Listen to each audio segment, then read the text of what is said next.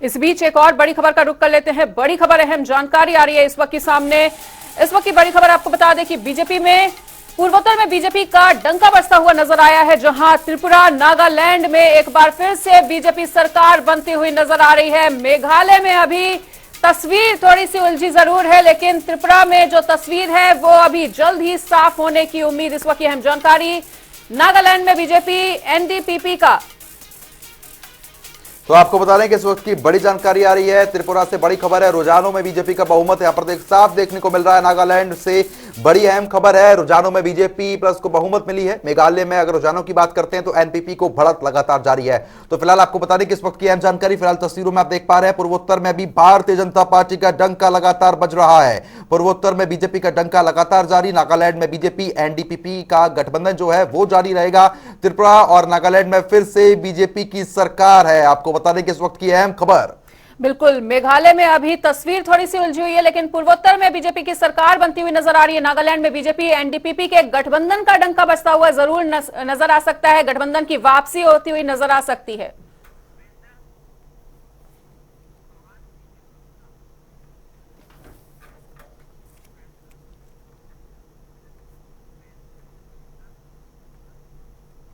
और इसी बीच बीजेपी नेता प्रोफेसर वीरेंद्र चौहान हमारे साथ जुड़ चुके हैं। प्रोफेसर साहब, बहुत बहुत आपका स्वागत है जनता टीवी पर। धन्यवाद।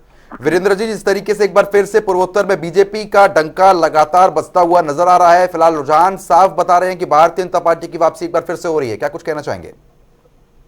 देखिए, बहुत सुखद परिदृश्य है।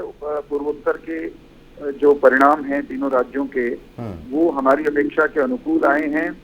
और ये जो परिणाम है, मैं इसको प्रधानमंत्री नरेंद्र मोदी जी ने जब से देश की कमान संभाली है, पूर्वोत्तर के राज्यों के प्रति जो दिल्ली का, केंद्र का दृष्टिकोण वो बेहतर हुआ है।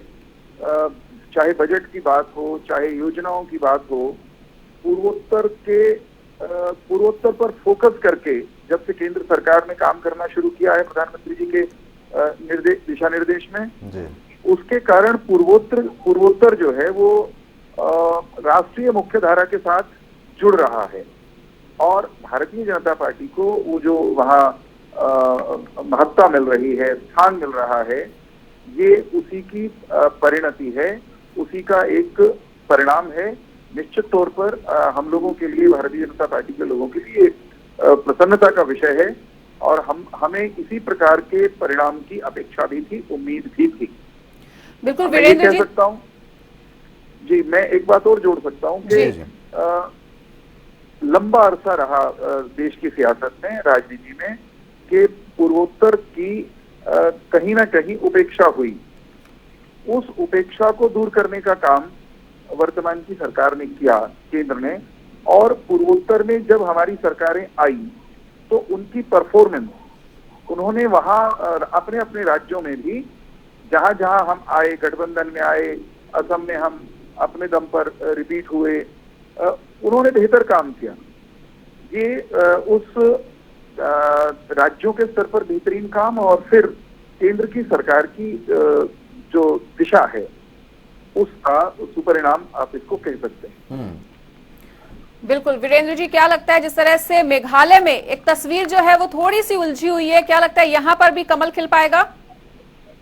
हमारा प्रयास यही रहेगा, तीनों स्थान पर कमल खिले। मेघालय में भी कमलालय बने, कमल खिले, इसके लिए हर प्रजातांत्रिक उपाय हम करेंगे। और उस दिशा में हम हमारा केंद्रीय नेतृत्व और हमारा राज्य का नेतृत्व वो काम कर रहा है। लेकिन वीरेंद्र चौहान जी, जिस तरीके से भारत जोड़ो यात्रा बड़ी ही सुर्खियों में रही थी, भारत जोड़ने की बात कही गई थी, लेकिन इन चुनावों के जो नतीजे सामने आ रहे हैं उसमें कई कांग्रेस पिछड़ती हुई नजर आ रही है, बहुत ज्यादा पिछड़ती हुई नजर आ रही है कहें तो। देखिए, वास्तव में भारत जोड़ो यात्रा कोई भारत जोड़ो यात्रा नहीं थी। भारत को जोड़ रही है भारतीय जनता पार्टी, भारत जोड़ रहे हैं प्रधानमंत्री नरेंद्र मोदी। कांग्रेस ने जो यात्रा निकाली वो तो कांग्रेस बचाओ यात्रा थी। और उसके परिणाम आप देख रहे हैं। कई हजार किलोमीटर पैदल भी चल रही है कांग्रेस के युवराज। कभी उन्होंने दाढ़ी बढ़ा दी, कभी और तमाम तरह के प्रपंच भी, मैं कहूंगा राजनीतिक प्रपंच भी किए। उस सबके बावजूद देश का मन, देश का मूड वो कांग्रेस के नैरेटिव को, कांग्रेस के विचार को, कांग्रेस की सोच को और कांग्रेस की वर्तमान ढली हुई कथित तौर पर जो बुजुर्ग युवा नेता हैं उनकी सोच को अभी देश स्वीकार करने के लिए तैयार नहीं है। भारत नरेंद्र मोदी जी की अगुवाई में बेहतरीन ढंग से आगे बढ़ रहा है और सामान्य भारतीयों के हृदयों में नरेंद्र मोदी जी राज कर रहे हैं और ये सिलसिला चलने वाला है, इस पर कहीं कोई विराम लगने वाला नहीं है। बिल्कुल, तो वीरेंद्र चौहान जी, जिस तरह से पूर्वोत्तर में बीजेपी का एक बार फिर से डंका बजता हुआ नजर आ रहा है, ऐसे में किस तरह से देख रहे हैं इस जीत को, क्या कुछ कहना चाहेंगे? उत्साह बढ़ाने वाली जीत है। देश के अन्य हिस्सों में जहां आने वाले दिनों में चुनाव होने वाले हैं, वहां के लिए भी पूर्वोत्तर की जीत का अपना एक संदेश होगा। हमारे कार्यकर्ता जिन राज्यों में आने वाले दिनों में चुनावों का सामना करने वाले हैं, वहां उनको और उत्साह मिलेगा। जीत हमेशा नई ऊर्जा देती है, नई ताकत देती है।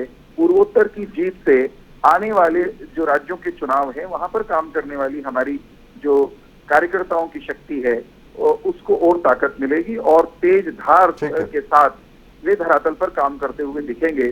जीत का सिलसिला है साहब, लगातार आगे बढ़ता रहेगा। चलिए ठीक है वीरेंद्र चौहान जी, बहुत बहुत शुक्रिया हमारे साथ जुड़ने के लिए और अपनी बात रखने के लिए। तो फिलहाल जिस तरीके से आप देख पा रहे हैं, जहां पर एक बार फिर से त्रिपुरा नागालैंड में बीजेपी की सरकार, तो वहीं पूर्वोत्तर में बीजेपी का डंका लगातार बजता हुआ नजर आ रहा है। लेकिन अभी मेघालय में जो है वो स्थिति जरूर उलझती हुई नजर आ रही है।